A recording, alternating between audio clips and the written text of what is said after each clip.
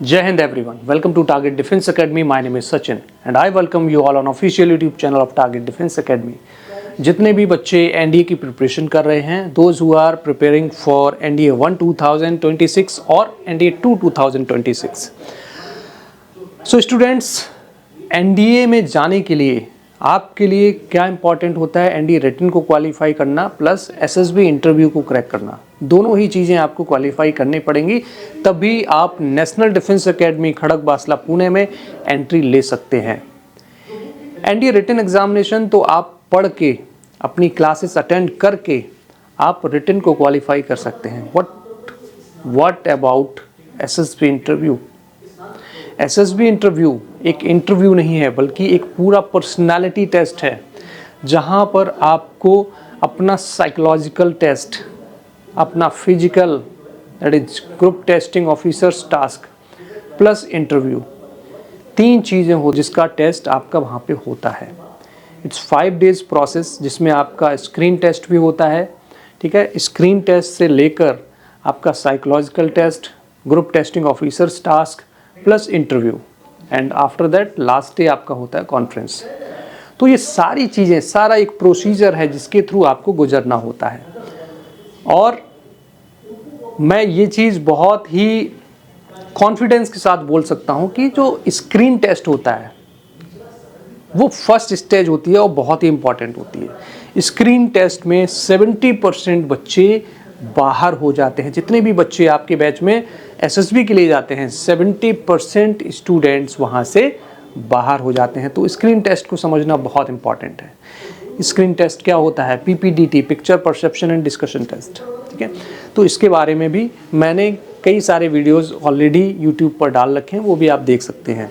Otherwise you can join target defence academy, जहाँ पे आपको सारी चीज़ें, हर एक ट्रेनिंग आपको मिलेगी, चाहे वो आपकी कम्युनिकेशन स्किल्स को इम्प्रूव करने की हो, चाहे वो आपकी पर्सनालिटी इम्प्रूव करने की हो, ग्रुप डिस्कशन की हो, किसी भी तरीके की ट्रेनिंग हो, वो सारी की सारी आपको टारगेट डिफेंस एकेडमी में प्रोवाइड की जाती है। हमारा कैंपस है, इट्स अ रेजिडेंशियल कैंपस, जहाँ पे आपको सारी फैसिलिटीज़ कैंपस के अंदर मिलती हैं। ओके, तो बच्चों, क्वालिटी जो होती हैं ऑफिसर की, जिसकी रिक्वायरमेंट होती है सर्विस सिलेक्शन बोर्ड को, जब तक वो क्वालिटीज़ आपके अंदर नहीं हैं, आप एसएसबी क्वालिफाई नहीं कर सकते हैं। तो सबसे पहले क्या होगा, आपकी पर्सनालिटी देखी जाती है कि कौन सी क्वालिटीज़ आपके अंदर है, कौन सी क्वालिटीज़ आप में मिसिंग है।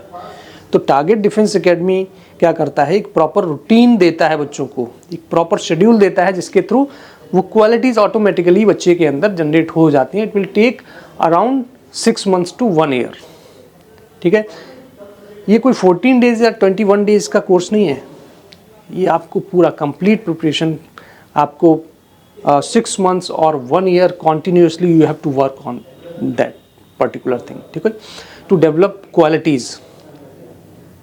ओके, 14 days एंड 21 days में आपको एक ओवरव्यू मिल सकता है कि किस तरीके से एसएसबी का प्रोसीजर होता है।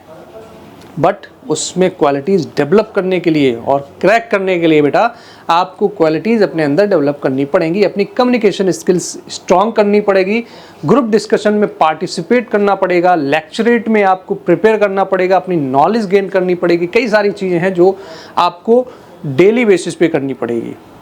और जो एक बहुत ही इंपॉर्टेंट चीज़ है जिसको बहुत सारे बच्चे मिस करते हैं, वो होता है डेली डायरी राइटिंग का। जो डेली रूटीन होता है उसको एक डायरी में नोट करना, which is one of the most important, जिसको मैं मानता हूँ कि बहुत इंपॉर्टेंट पार्ट होता है एसएसबी पॉइंट ऑफ व्यू से। उसको बच्चे अक्सर टाल देते हैं। बेटा, डायरी राइटिंग एक ऐसी चीज़ है जिससे आपकी राइटिंग स्किल्स तो इम्प्रूव होती हैं, जिससे आपकी राइटिंग स्किल्स, किस तरीके से आपको लिखना है, ठीक है, और किस तरीके से आपको बोलना है, ठीक है, ये भी चीज़ें आपकी इम्प्रूव होंगी। तो सबसे पहली चीज़, डायरी राइटिंग से आपकी राइटिंग स्किल्स इम्प्रूव होंगी, आपकी ग्रामर इम्प्रूव होगी। उसके साथ साथ आप जब उस चीज़ को एक्सप्रेस करते हैं, कहीं पे अपना एक्सपीरियंस शेयर करते हैं, कहीं पे आप चीज़ों को प्रेजेंट करते हैं, तो वहाँ पे भी आपको हेल्प मिलती है और जिससे आपकी कम्युनिकेशन स्किल्स भी इम्प्रूव होती हैं। तो बहुत ही इंपॉर्टेंट पार्ट होता है। Second thing, newspaper reading, which is one of the important part to improve your communication skills. Newspaper daily basis पे पढ़ना, ठीक है, जिसमें आप एक इंग्लिश न्यूज़पेपर ले सकते हैं। इजी लैंग्वेज होनी चाहिए, कोई ऐसा नहीं बहुत ज़्यादा हाई फाई, बहुत ज़्यादा टफ ना लें। स्टार्टिंग में बेसिक न्यूज़पेपर रखें जिसको आप इजीली समझ सकें। उसके बाद आप लेवल बढ़ा सकते हैं कि थोड़ा अपर लेवल का न्यूज़पेपर आप ले सकते हैं। जब आप बेसिक न्यूज़पेपर को अच्छे से समझने लगें, आप एक आदत पड़ जाए आपकी। अगर स्टार्टिंग में ही अगर आप बहुत ही टफ न्यूज़पेपर जिसकी लैंग्वेज बहुत टफ है, जिसकी ग्रामर काफ़ी वर्ड्स जो वोकैब सेक्शन बहुत टफ आता है, ठीक है, द हिंदू बहुत ही टफ माना जाता है, अगर वो आप स्टार्टिंग से करेंगे तो कहीं ना कहीं आपकी हैबिट नहीं पड़ेगी। तो स्टार्टिंग में आप ऐसा न्यूज़पेपर चूज़ करें जिससे कि आपकी एक हैबिट पड़े डेली न्यूज़पेपर पढ़ने की। उसके बाद आप टफ न्यूज़पेपर आप चूज़ कर सकते हैं उसके बाद, ठीक है, जिसमें अच्छा वोकैब, यूनिक सेंटेंसेस, यूनिक चीज़ें आपको मिलें, ठीक है, तब फिर आप वो चूज़ कर सकते हैं। तो न्यूज़पेपर पढ़ना भी एक बहुत ही इम्पॉर्टेंट पार्ट होता है जिससे कि आपकी कम्युनिकेशन स्किल्स आपकी इम्प्रूव होती हैं। इन चीज़ों को बिल्कुल भी साइड नहीं रखना है, राइट। तो these are the important things जिनको आप डेली बेसिस पे इम्प्लीमेंट करके अपनी कम्युनिकेशन स्किल्स को इम्प्रूव कर सकते हैं। I hope you all are getting my point. आपको सारी बातें समझ में आई होंगी। अगर आपके माइंड में कोई क्वेरी है then you can share me through comment section. मैं कोशिश करूँगा आपके सारे क्वेश्चंस के जवाब देने के लिए। तब तक के लिए जय Hind. Thank you so much. Have a nice day.